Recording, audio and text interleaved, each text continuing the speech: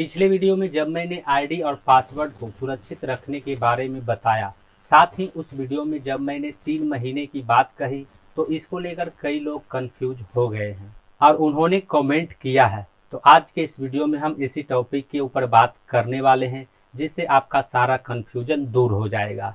और साथ ही हम बात करेंगे ओमेल आईडी और ईमेल आईडी के डिफरेंट के बारे में। नमस्कार दोस्तों, मेरा नाम है मंटन शर्मा। तो सबसे पहले हम बात करेंगे 3 महीने के बारे में।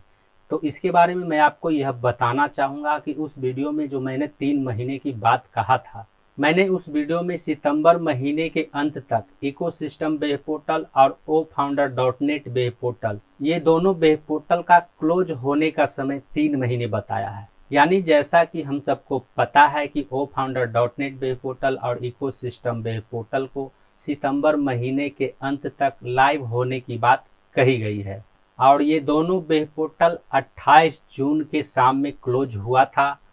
तो जुलाई, अगस्त और सितंबर के अंत तक आते आते इन दोनों वेब पोर्टल को क्लोज हुए 3 महीने हो जाएंगे।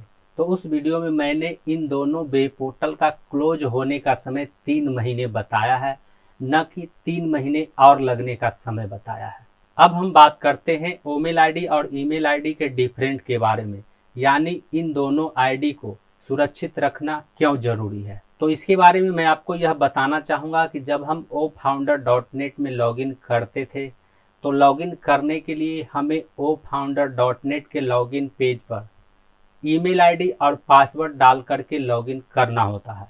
यानी oFounder.net में लॉगिन करने के लिए हमें ईमेल आईडी और पासवर्ड डालना होता है। वहीं इकोसिस्टम में लॉगिन करने के लिए हमें अपना ओमेल आईडी और पासवर्ड डालना होता है।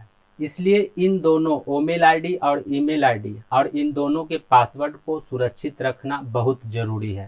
हालांकि इन दोनों वेब पोर्टल के अकाउंट को एक दूसरे अकाउंट से लिंक कर दिया गया था, जिससे इकोसिस्टम में लॉगिन करने के बाद oFounder.net वाले आइकॉन पर क्लिक करके हम oFounder.net वेब पोर्टल पर चले जाते थे। वहीं oFounder.net में लॉगिन करने के बाद जब हम इकोसिस्टम वाले ऑप्शन पर क्लिक करते थे तो हम अपने इकोसिस्टम में चले आते थे।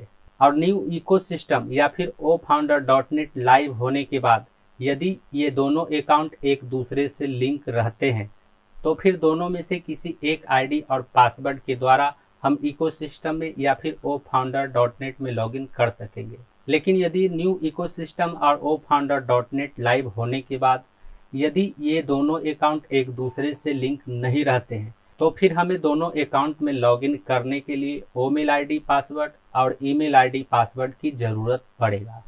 इसलिए इन दोनों आईडी और पासवर्ड को सुरक्षित रखना आपकी जिम्मेवारी है, तभी आप अपने इकोसिस्टम प्रोफाइल को, अपने इकोसिस्टम अकाउंट को सुरक्षित रख सकेंगे और आने वाले समय में आप अपने इकोसिस्टम या फिर oFounder.net में लॉगिन कर सकेंगे। तो उम्मीद करता हूँ इस वीडियो में दी गई जानकारी को आप अच्छी तरह से समझ गए होंगे।